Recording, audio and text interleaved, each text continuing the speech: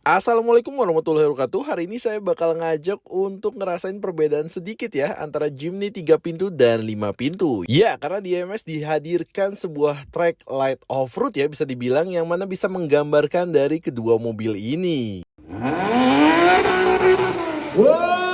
Dan setelah itu kita akan langsung seru-seruan bareng di panggung Infinite Show karena akan ada acara Indonesia Iconic Racer.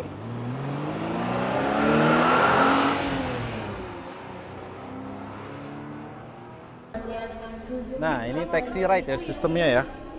Nah, kita masuk. Halo Om. Pakai helm ya? Dengan Om siapa nih Om? Saya JK. Om JK, siap. Bismillah. Kita lihat, ngerasain kaki-kakinya dari Jimny nih. Wah. Ini selain artikulasi kita ngetes lokernya nih. Lokernya ya. Belakangnya ya. Ya, ini kan dia nggak bisa jalan ya. Iya. Dia lagi nyari. Oke, langsung dapat lagi ya. Oke. Dia nyari. Wow. Wah. Ini bannya HT ya? HT ya? Halus terrain. Halus terrain. Siap. HT tapi dapat ya.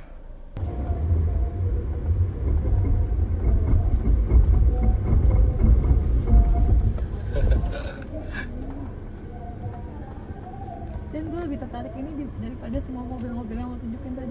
Ya udah. Deal ya. Ini enak bisa off-road ya. Kalau ke kampung seru kan? 4x4. Miringnya berapa derajat ini, Mas? 45, Pak. 45 nih ya kalau mau tahu tuh ya. Tuh miring banget nih. Ini langsung. Miring ya, Mas. Miring banget. Apalagi saya berat. Apalagi saya berat. Berat di kanan lagi nih. Pas banget nih. Bisa Lebih gampang ya Mas ya? titik gulingnya. Nah, ini ke bebatuan ya. Ya.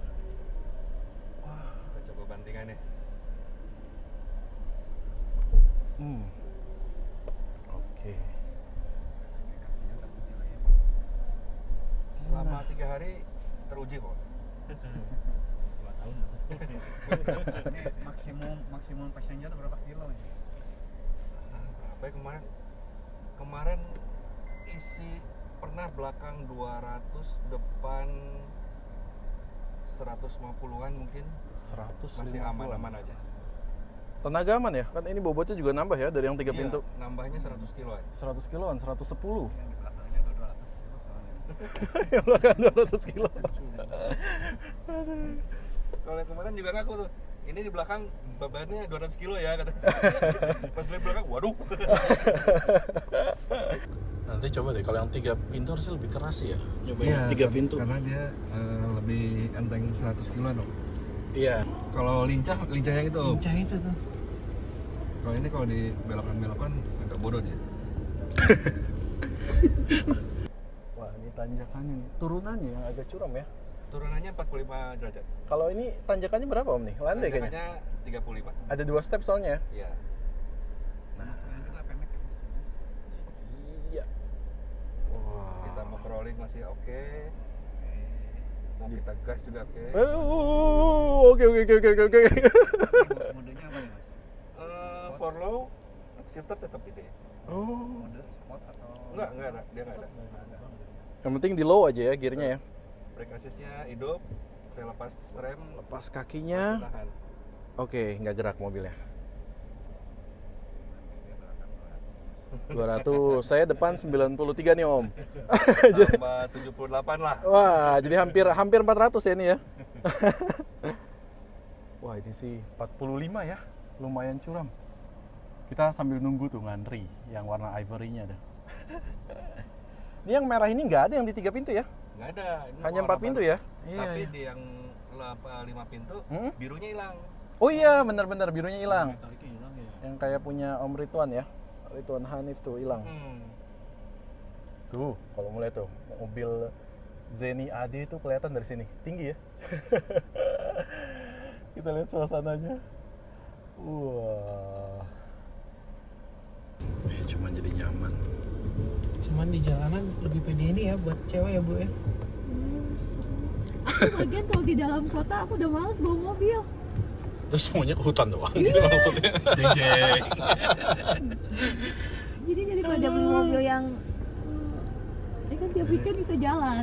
Camper van gitu ya. Buat investasi ini. Oh iya, ini investasi banget ya. Investasi. Kalau duluan sih, waduh. Cuman build quality ini India ya Mas ya? Ya, setengah ke depan masih Jepang, setengah ke belakang India. Oh, setengah belakang India. Tapi fitur safety-nya ini lebih banyak. Iya. Yang tiga pintu tuh dia cuma dapat 2 airbag. Yang ini katanya 6. 6 ya.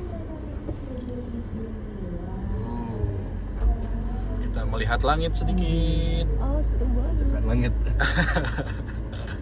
Fitur hill assist-nya ada. Jadi kalau misalnya kita rem ditanjakan begini nggak takut mundur, Bu. Saya Oh. lepas dia masih nahan. Oh. Sementara kalau saya nggak direm, dulu mundur pasti. Oh. Turunan juga nggak usah takut. Kalau ininya sih keras-keras semua. Keras ya? Ada empuk-empukannya. Cuman kayak agak beda gitu Om sama yang 3. Sama yang Jepang ya. Ya, ininya ya, untuk dashboardnya ini nih. Ngerasain yang 3 agak lebih apa ya, halus gitu. Lembut itu ya. Yang 3 pintu Om. Plastiknya. Mesinnya ya? Mesin K15, K15, mesinnya R3. R3 carry juga Om. Kiri ya. Iya, jadi kalau spare part aman. Suzuki emang khasnya itu tuh, spare part aman. Kita hidupin hill desanya ya. Oke. Coba turunnya, tanpa kita rem biar mobilnya yang ngatur sendiri. Oh,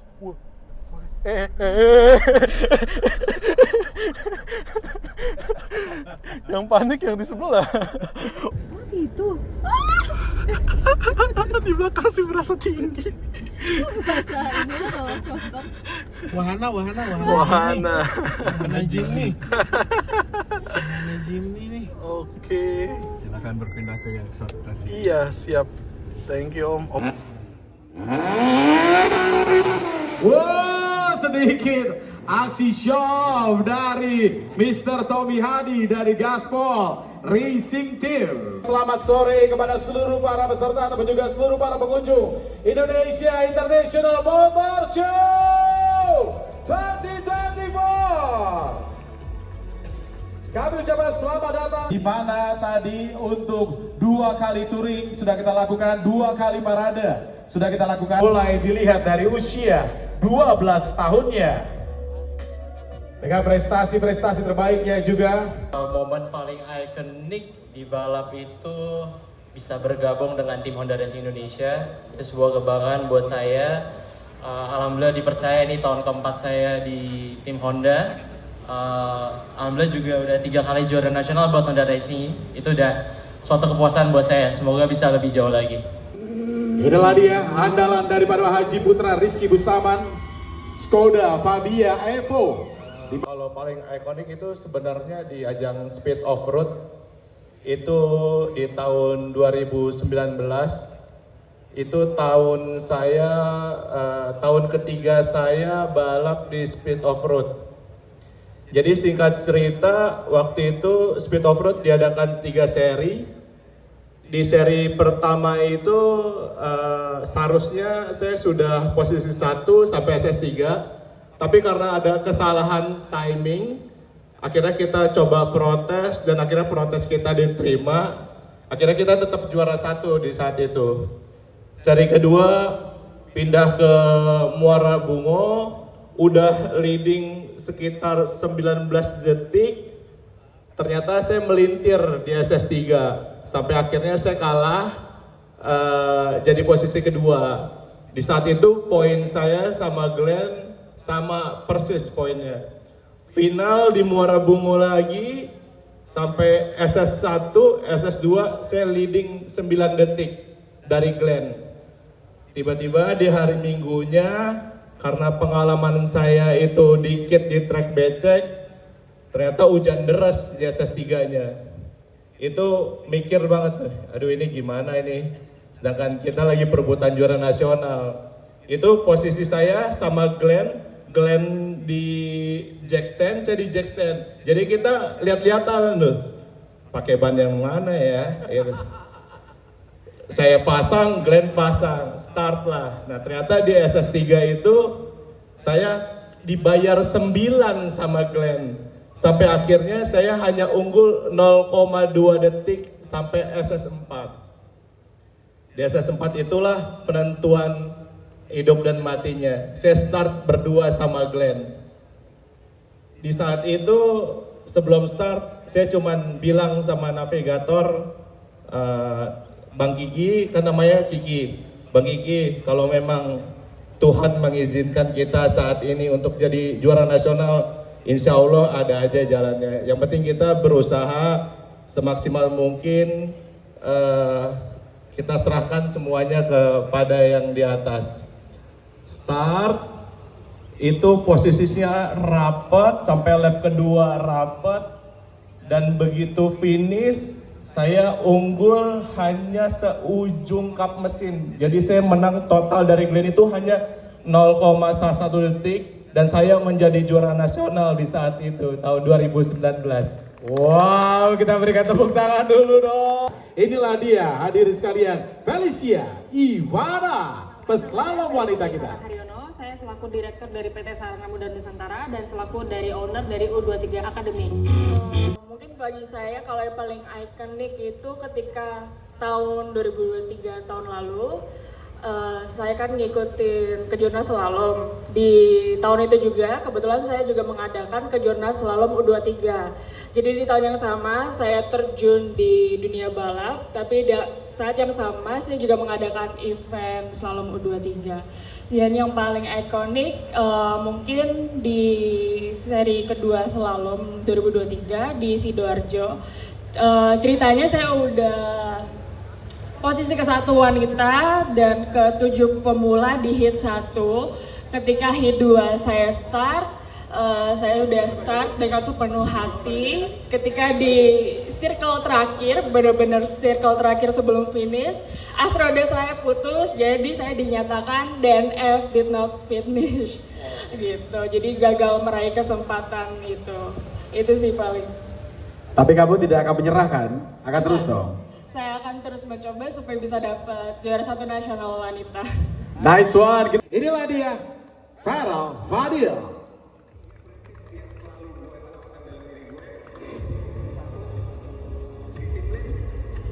Kedua, konsistensi. Dan ketiga, jangan pernah patah semangat atau jangan pernah menyerah. Karena semuanya itu butuh perjuangan dan pengorbanan. Jadi The Flash dapat ya dari 2 kali menjadi juara nasional ya. Sebelumnya The Stone ya. Yang paling ikonik di dunia balap mungkin bisa dibilang saat pertama kali balap TCR di Mandalika di tahun 2023. Yang bikin ikonik salah satunya semuanya serba mendadak prepare-nya. Karena kebetulan hampir 2 minggu sebelum balap dimulai, almarhum papa baru meninggal. Jadi yang diurusin nggak bisa semaksimal itu untuk persiapannya. Tapi akhirnya setelah heboh sana sini, habis itu dapat izin balap dari Om Putra. Akhirnya dengan persiapan yang sangat minim, kita akhirnya tetap ikut balap. Di balapan itu sendiri persiapannya sangat minim karena mobil yang dipakai TCR ini tuh untuk semua setupnya itu butuh part lagi. Sedangkan part-part yang kita pesan sama sekali belum ada yang sampai di Indonesia. Jadi akhirnya kita balapan benar-benar seadanya, mobil nggak ada di setting sama sekali.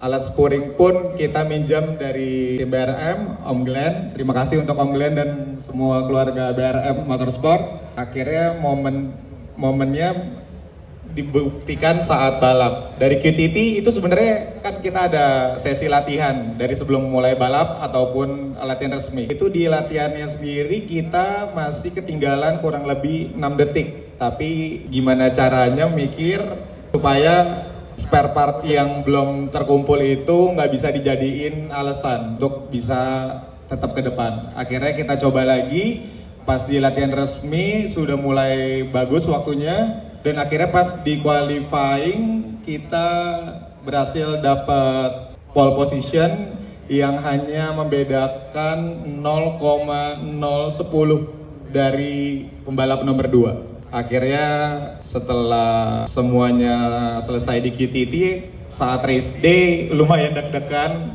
mengingat yang lain benar-benar all out, tampil all out, cuman kita hanya seadanya. Akhirnya memang sudah diniatkan dari awal pengen podium 1 di kedua balapannya, karena yang satu mau didedikasiin untuk almarhum papa, dan satu lagi pengen didedikasiin untuk Om Putra gitu. Akhirnya alhamdulillah kita berhasil mencetak double winner untuk di kedua balapan, posisi 1. Seorang Hari Dharma Manopo, dan targetnya tahun ini akan ada di mana saja. Silakan. Oke, kalau dibilang ikonik menurut saya semua balapan event yang saya ikutin dari saya pertama kali balap itu mempunyai arti tersendiri buat saya, mulai dari balap go-kart, ya kan, saya balap formula, habis itu turun ke balap mobil, lanjut ke balap go-kart, sampai akhirnya tahun 2016 Toyota ikut kembali, dan alhamdulillah saya dipanggil lagi sama almarhum Pak Mehmet, dan sampai akhirnya di tahun 2023 kemarin saya bisa balap GT4, dan itu suatu mimpi lah buat saya. Jadi menurut saya itu balapan GT4 itu yang paling ikonik buat saya. Gitu Om Riki. Nice one, terima kasih banyak Hari Dharma Manopo. Sangat lengkap, go-kart iya, drag race iya, touring car iya, lalu juga slalom juga iya. Apa momen paling ikonik daripada seorang Afan Abdullah? Silakan. Momen paling ikonik saya mungkin 2019 Om Riki. Waktu itu saya ikut Honda Jazz Speed Challenge di kelas racing. Akhirnya di 2019 itu pertama kali saya masuk untuk kelas master. Setelah saya masuk di kelas master di tahun pertama, nggak ada target apa-apa ya. Akhirnya mulai fight poin. Akhirnya di round 5 harus fight lebih keras lagi karena salah satu pemegang poin waktu itu dikenakan penalti gitu.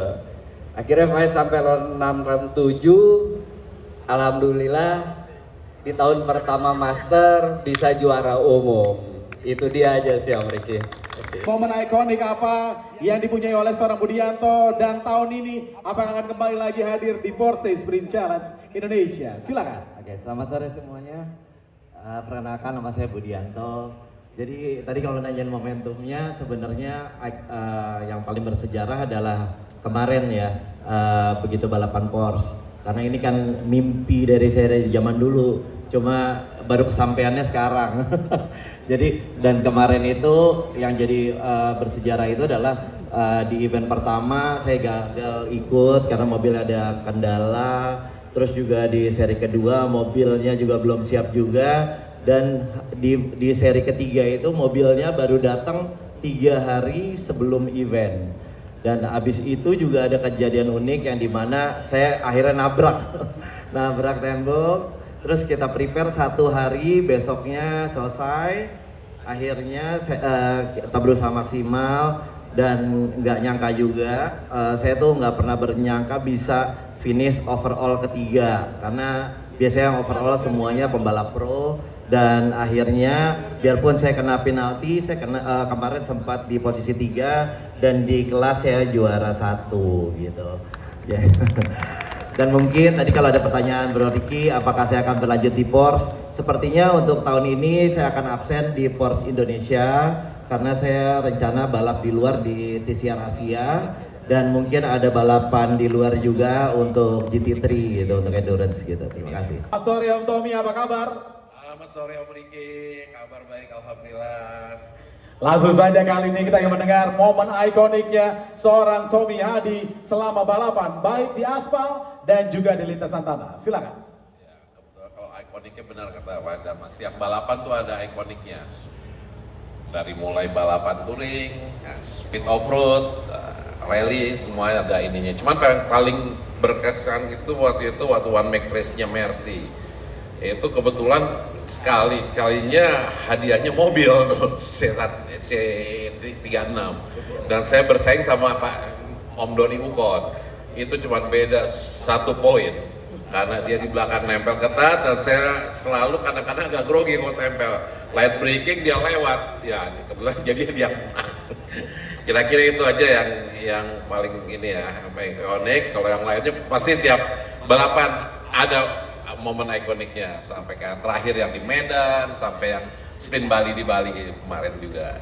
Ya. Baik, terima kasih banyak Mr. Tony Hadi. Nampaknya pelak habis 2 set ya di Bali ya. Pecah semua. Baik, terima kasih banyak untuk kehadirannya. Terima kasih sudah memeriahkan Indonesia International Motor Show. Indonesia Ivana. Terima kasih banyak Bapak. Kita berikan tepuk tangannya meriah hadirin sekalian.